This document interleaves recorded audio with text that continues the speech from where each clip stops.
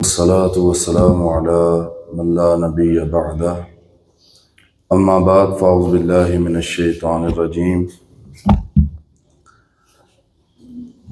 ماہ رمضان کے اندر باقی اعمال کے ساتھ دعا کو بھی شامل کر لینا چاہیے۔ یہ بندے اور اللہ تعالیٰ کے درمیان تعلق کا بہترین ذریعہ ہے، اور جو کچھ انسان اللہ تعالیٰ سے مانگتا ہے وہ اللہ تعالیٰ ہی اسے دیتا ہے۔ اسی لیے دعا صرف اللہ تعالیٰ سے کرنی چاہیے، اور دعا اسلام کے اندر بنیادی اور ریڑھ کی ہڈی کی حیثیت رکھتی ہے۔ قرآن کریم کا افتتاح سورۃ الفاتحہ سے ہوتا ہے، تو فاتحہ کو اللہ رب العزت نے 3 حصوں میں تقسیم کیا۔ پہلا حصہ اللہ تعالیٰ کی تعریفات ہیں، دوسرا حصہ بندے کا اپنے رب کے ساتھ عہد ہے، اور تیسرا حصہ انسان کی اپنے رب سے دعا اور التجا ہے۔ ہمارے ہاں بعض لوگوں کے اندر یہ ایک غلط فہمی پائی جاتی ہے کہ اہل حدیث یا دعا کے قائل نہیں ہیں یا دعا مانگتے نہیں، حالانکہ یہ بات 100% سے بھی زیادہ غلط اور بالکل ایک جھوٹ ہے۔ اصل کے اندر اہل حدیث جس طرح دوسرے مسائل کے اندر قرآن اور حدیث سے دلیل لینے کے قائل ہیں، رسول پاک صلی اللہ علیہ وسلم کی سنت کے قائل ہیں، اس کو ترجیح دینے کے قائل ہیں، اسی طرح دعا کا موضوع بھی ایسا ہے کہ یہ ایک پراپر اسلام کا حصہ ہے، اور اس کو بلا وجہ بے یار و مددگار نہیں چھوڑ دیا گیا۔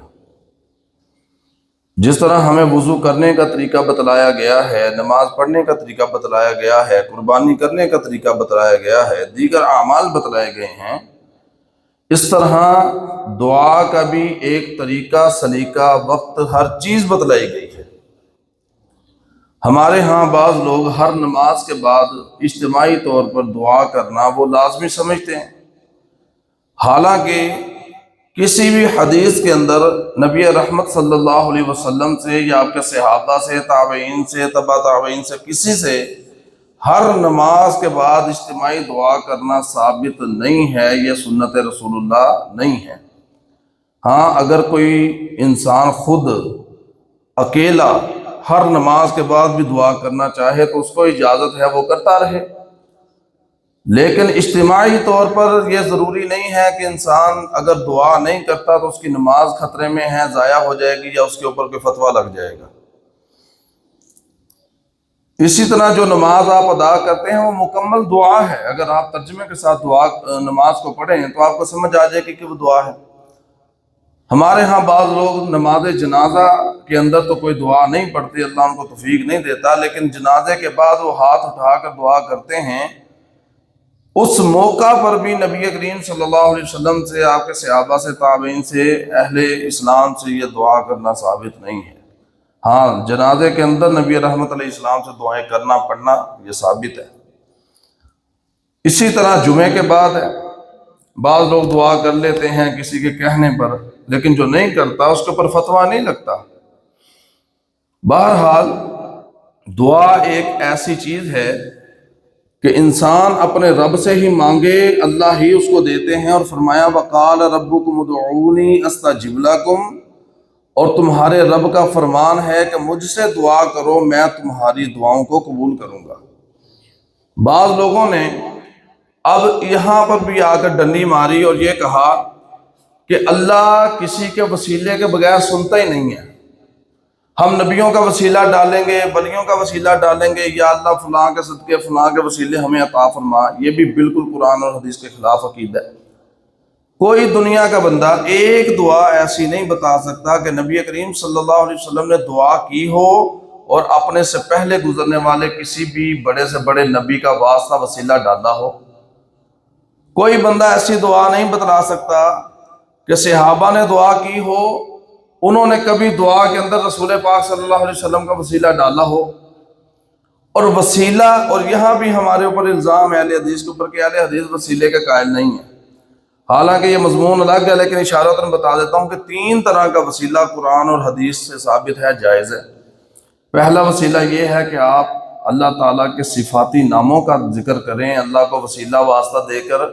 اللہ تعالیٰ نے قرآن کریم کے اندر فرمایا ہے کہ اللہ کو اس کے اسماء حسنہ کے ساتھ پکارو. جیسے آپ کو معافی چاہیے، آپ کہہ سکتے ہیں کہ اللہ آپ غافر ہیں، غفار ہیں، غفور ہیں، اللہ مجھے معاف کر دیں. آپ رازق ہیں، رزاق ہیں، اللہ مجھے رزق عطا فرما دیں. اس طرح ناموں کا وسیلہ ڈال کر آپ دعا کریں، اللہ تعالیٰ قبول فرمائیں گے. دوسرا وسیلہ یہ ہے، آپ اپنے نیک اعمال، وہ نیک اعمال جو آپ نے خالصتاً اللہ کو راضی کرنے کے لیے کیے ہیں، ان اعمال کا وسیلہ واسطہ ڈال کر دعا کریں. صحیح بخاری کے اندر حدیث موجود ہے، واقعہ غار والے لوگوں کا، کہ وہ پھنس گئے تھے. انہوں نے اپنے نیک اعمال کا وسیلہ ڈالا کہ یا اللہ میں نے وہ فلاں عمل تیری رضا کے لیے کیا، اگر تجھے میرا وہ عمل قبول ہے تو مجھے اس مصیبت سے نجات دے دے. اور تیسرا وسیلہ کہ نیک زندہ بزرگ ہو، عالم دین ہو، قاری صاحب ہو، آپ ان سے کہہ سکتے ہیں جناب آپ میرے لیے دعا کیجیے گا. آپ ان سے دعا کروا سکتے ہیں زندہ بندے سے. اب وہ وسیلے کا معنی ہے ذریعہ. لوگ کہتے ہیں ہمیں تو فلاں کے وسیلے سے ملا ہے. اب وسیلہ کس کے کہتے ہیں؟ کہ میں یہ جناب کو کہوں کہ مجھے قرآن پاک پکڑانا، انہوں نے مجھے پکڑا دیا، یہ مجھے قرآن پاک پکڑانے کا ذریعہ وسیلہ بن گئے. ٹھیک ہے جی. اب جس قبر والے کے وسیلے یہ مانگ رہے ہیں، اس کے پاس جا کر کہیں کہ جناب یہ پانی کا گلاس پڑا ہوا ہے، آپ باہر نکل کے مجھے پکڑا دیں. اگر وہ پکڑا دے تو ہم جناب آپ کے اس وسیلے کے قائل ہو جائیں گے، وگرنہ اپنا عقیدہ درست کیجئے اور صحیح کتاب اور سنت کے مطابق اپنے وسیلے کو بنائیے. اولاد ملی ہے فلاں کے وسیلے، کیا جناب آپ کو وہ بزرگ خود پکڑا کر گئے؟ مانگ تو پھر آپ اللہ سے دیں، یا اللہ اس کے وسیلے دے دے. وسیلہ یہی ہے نا کہ اللہ اس کو دے گا، پھر وہ آ کر آپ کو بائی ہینڈ دے دے گا. لہٰذا اللہ تعالیٰ عقل سلیم عطا فرمائے. یہ ساری باتیں کتاب و سنت کے خلاف ہیں، اللہ ہدایت نصیب فرمائے. اللہ فرماتے ہیں وَقَالَ رَبُّكُمُ ادْعُونِي أَسْتَجِبْ لَكُمْ، تم مجھے پکارو. یہاں پر اللہ نے کوئی نہیں فرمایا کہ تم مجھے فلاں کے ذریعے پکارو گے تو میں تمہاری دعا کو قبول کروں گا. اللہ نے کہا آپ اپنے رب سے دعا کرو، میں تمہاری دعاؤں کو قبول کروں گا. جناب سیدنا ابو ہریرہ بیان کرتے ہیں نبی کریم صلی اللہ علیہ وسلم نے ارشاد فرمایا لیس شیء اکرم علی اللہ سبحانہ من الدعاء، اللہ کے ہاں دعا سے بڑھ کر کوئی عمل افضل نہیں ہے. اللہ کی صفت ہے دینا، بندے کی صفت ہے لینا. جب بندہ گڑ گڑا کر، رو کر، بیچارہ بن کر اور عاجز انکسار بن کر، کیا گزرا ہوا اپنے آپ کو ظاہر کر کے اللہ سے دعا کرتا ہے، اللہ کو اپنی بادشاہی پر ناز ہوتا ہے. رب العالمین بڑا ہی اس کو پسند کرتے ہیں. اللہ کے ہاں دعا سے بڑھ کر کوئی بھی عمل افضل نہیں. نعمان بن بشیر بیان کرتے ہیں نبی رحمت علیہ السلام نے فرمایا الدعاء هو العبادہ، دعا عبادت ہی ہے. اور فرمایا کہ دعا عبادت کا مغز ہے. جس طرح انسان کے اندر مغز نہ ہو، اس کے اندر عقل نہ ہو، تو چاہے 6 سے 7 فٹ کا بندہ ہو، جس طرح مرضی کا بندہ ہو، لوگ اس کی کوئی ویلیو نہیں سمجھتے. اسی طرح اگر آپ کی نماز ہے، آپ اس میں دعا کرتے نہیں ہیں، جنازہ اس میں دعا کرتے نہیں ہیں، آپ کی وہ عبادت کسی کھاتے میں نہیں ہے. نماز یعنی کہ عبادت کا مغز ہے دعا، اور دعا اللہ کے ہاں عبادت ہے. معاذ بن جبل بیان کرتے ہیں نبی کریم علیہ السلام نے فرمایا ان الدعاء ينفع مما نزل ومما لم ينزل، بلا شبہ دعا نازل شدہ اور آئندہ نازل ہونے والے مصائب اور تکالیف سے فعلیکم عباد اللہ بالدعاء نفع پہنچاتی ہے، فائدہ پہنچاتی ہے. جو مصیبتیں نازل ہو گئی ہیں دعا کے ذریعے اللہ ان کو بھی دور کر دیتا ہے، اور جو آنے والی مصیبتیں ہیں اللہ ان سے بھی محفوظ فرما دیتا ہے. دعا اس قدر اہمیت کی حامل ہے. رمضان کے اندر جب بھی موقع ملے قدم قدم پر اللہ کو پکاریں، اللہ سے دعا کریں، اپنی حاجات مناجات اس کے آگے رکھیں. راتوں کو غفلت کی نیند سونے کی بجائے بازاروں میں اپنا وقت ضائع کرنے کی بجائے، سحری کے دسترخوان میں ہنسی مذاق ٹھٹھے مارنے کی بجائے اپنے رب کے سامنے مصلی بچھا کر بیٹھ جایا کرو. اس ٹائم اللہ خود پکار رہے ہوتے ہیں حل من مستغفرین، ہے کوئی مجھ سے معافی مانگنے والا؟ حل من مسترزقین، ہے کوئی مجھ سے رزق مانگنے والا؟ حل من مستشفعین، ہے کوئی ایسا بیمار جس کو ڈاکٹروں نے لا علاج قرار دے دیا، جواب دے دیا؟ وہ آ کر مجھ سے دعا کرے، مجھ سے شفا مانگے، رزق مانگے. مجھ سے مغفرت مانگے، میں اس کو سب کچھ عطا کر دوں گا۔ حل من مستولد، ہے کوئی بے اولاد جس کو دنیا کی تمام دعائیاں کام نہیں آ سکیں، رات کو آئے پچھلے پہر، میرے رب ہوں، میرا دروازہ رحمت کا کھلا ہوا ہے، میں خود آواز دے رہا ہوں، آ کر تم مجھے پکارو۔ یہ نہیں کہا کسی کو ساتھ لے کے آنا جس کی میں سنتا ہوں، میں تمہاری نہیں سنوں گا، کسی کے وسیلے پکارنا۔ اللہ کہتے ہیں خود آ جاؤ، میں تمہاری دعا قبول کر لوں گا، تمہیں اولاد بھی دے دوں گا، رزق بھی دے دوں گا، شفا بھی دے دوں گا، ہدایت بھی دے دوں گا، مغفرت بھی دے دوں گا۔ ابو سعید خدری فرماتے ہیں نبی رحمت علیہ السلام نے فرمایا ما من مسلم یدعو لیس باسم ولا بقطیعۃ رحم، جو مسلمان دعا کرتا ہے جس میں گناہ یا قطع رحمی نہیں ہوتی۔ یہ پوائنٹ آپ نے نوٹ کرنا ہے، اگر آپ کے اندر قطع رحمی ہے اور آپ کے اندر صلہ رحمی نہیں ہے، یا آپ گنہگار ہی گنہگار ہیں، نیکی کا کوئی جذبہ نہیں ہے، تو پھر یہ کھاتا نہیں ہے۔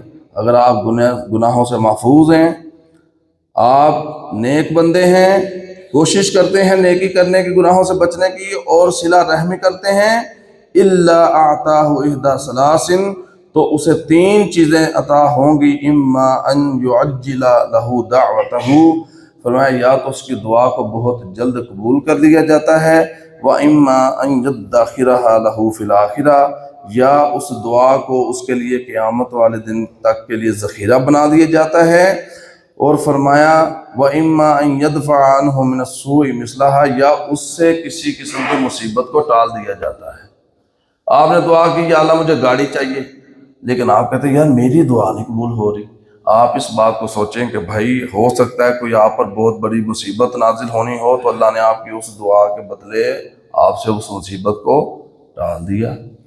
اور اگر ایسا نہیں ہوگا، آپ کے اندر نیکی ہے، صلہ رحمی ہے، تو وہ دعا آپ کو قیامت والے دن نظر آ جائے گی، آپ اس دعا کو ذخیرے کو اپنے لیے دیکھ لیں گے جو اللہ تعالیٰ نے آپ کے لیے محفوظ کیا۔ فرمایا نبی علیہ الصلوۃ والسلام نے ان اللہ حی کریم یستحیی اذا رفع الرجل الیہ یدیہ، اللہ تعالیٰ حیادار اور کریم ہے، جب کوئی بندہ اس کے سامنے ہاتھ پھیلاتا ہے اللہ تعالیٰ کو شرم آتی ہے ان یردہما صفرا خائبتین، کہ اسے خالی اور نامراد واپس کر دے۔ اللہ تعالیٰ کہتے ہیں، مجھے اللہ کے نبی فرماتے ہیں کہ اللہ کو اس بات سے شرم آتی ہے کہ اللہ اپنے بندے کے اٹھے ہوئے ہاتھوں کو خالی لوٹا دے۔ آپ کیسے کہہ سکتے ہیں کہ آپ کی دعائیں قبول نہیں ہوتی، رد ہوتی ہیں؟ ہاں، آپ کی دعا کے اندر خرابی ہے، آپ صحیح معنوں میں ادا نہیں کر رہے، آپ کی توجہ نہیں ہے، یقین نہیں ہے، ایمان نہیں ہے، آپ کے الفاظ درست نہیں ہیں، پھر آپ کی دعا کو قبولیت کی شک سے دیکھا جا سکتا ہے۔ اور اگر آپ کے تمام لوازمات پورے ہیں تو انشاءاللہ آپ کے اٹھے ہوئے ہاتھوں کو رب کبھی خالی نہیں لٹائے گا۔ اور اللہ تعالیٰ کی سخاوت کا انداز آپ دیکھ لیں، ایک حدیث قدسی میں نبی کریم صلی اللہ علیہ وسلم نے فرمایا صحیح مسلم کے اندر کہ رب فرماتے ہیں اے میرے بندو تم سب بھوکے ہو سوائے اس کے جس کو میں کھلاؤں، اے میرے بندو تم سب ننگے ہو سوائے اس کے جس کو میں پہناؤں، اے میرے بندو تم سب بھوکے ہو سوائے اس کے جس کو میں کھلاؤں، لہذا تم مجھ سے کھانا مانگو میں تمہیں عطا کروں گا۔ اے میرے بندو تم سب ننگے ہو سوائے اس کے جس کو میں پہناؤں، تم مجھ سے لباس مانگو میں تمہیں لباس بھی عطا کروں گا۔ اور فرمایا اے میرے بندو تم سب دن رات گناہ کرتے ہو اور میں سارے گناہوں کو بخشتا ہوں، تم مجھ سے بخشش مانگو میں تمہیں بخش دوں گا۔ اے میرے بندو مجھے ہرگز تم نقصان نہیں پہنچا سکتے اور نہ ہی تم مجھے ہرگز نفع پہنچا سکتے ہو۔ اللہ فرماتے ہیں اے میرے بندو اگر تم سب اولین و آخرین اور جن و انس، اس آدمی اولین و آخرین سے پتہ کیا مراد ہے؟ جناب آدم سے لے کر قیامت تک والے آنے والے انسان تمام کو مخاطب اللہ نے کیا کہ تم اس انسان کے دل کی طرح ہو جاؤ جو سب سے زیادہ تقوی والا ہو، تو بھی تم میری سلطنت میں کچھ بھی اضافہ نہیں کر سکتے۔ یعنی تم سارے کے سارے کوئی گناہ نہ کرو، صرف نیکیاں کرتے رہو، تم میری سلطنت کے اندر کسی قسم کا اضافہ نہیں کر سکتے۔ اور فرمایا کہ تم سب کے سب اولین و آخرین جن و انس اس آدمی کی طرح ہو جاؤ جو سب سے زیادہ بدکار ہے، گناہگار ہے، تم پھر بھی میری سلطنت میں کسی قسم کی کوئی کمی بھی نہیں کر سکتے۔ اے میرے بندو اگر تم سب اولین و آخرین جن و انس ایک صاف چتگل میدان میں کھڑے ہو کر مجھ سے مانگنے لگو اور میں ہر انسان کو وہ عطا کر دوں جو جو اس نے مانگا ہے، جو جو اس کے دل کی نیک خواہشات ہیں، تمنائیں ہیں، میں ساری کی ساری پوری کر دوں۔ میرے خزانوں کے اندر اتنی بھی کمی نہیں آتی کہ جتنی سمندر کے اندر سوئی کو ڈبو کر نکالنے سے اس میں سے ایک قطرہ کم ہو جاتا ہے، میرے خزانوں میں وہ بھی کمی نہیں آتی۔ یہ ہے اللہ تعالیٰ کا عطا کرنا، یہ ہے اللہ کے خزانے، اللہ کی رحمتیں، اللہ کی سخاوت۔ میرے محترم پیارے بھائیوں، لہذا ماہ رمضان کی بابرکت ساعات میں اللہ تعالیٰ سے اکثر دعا کرنی چاہیے تاکہ مقاصد رمضان پایہ تکمیل تک پہنچ جائیں، اور یہی نبیوں کی سنت ہے۔ ابراہیم علیہ السلام نے جب بیت اللہ کو تعمیر کیا تو ساتھ کیا کہا؟ ربنا تقبل منا انک انت السمیع العلیم۔ ہمیں بھی یہی کرنا چاہیے، یا اللہ ٹوٹی پھوٹی عبادات ہیں، کوشش بہت کی ہے، یا اللہ ہم پھر بھی تجھے راضی کرنے کے قابل تو نہیں ہو سکے، اللہ ہمیں تیری رحمت پر یقین ہے، امید ہے، اللہ تو ہم سے راضی ہو جا۔ ربنا تقبل منا انک انت السمیع العلیم، وآخر دعوانا ان الحمد للہ رب العالمین۔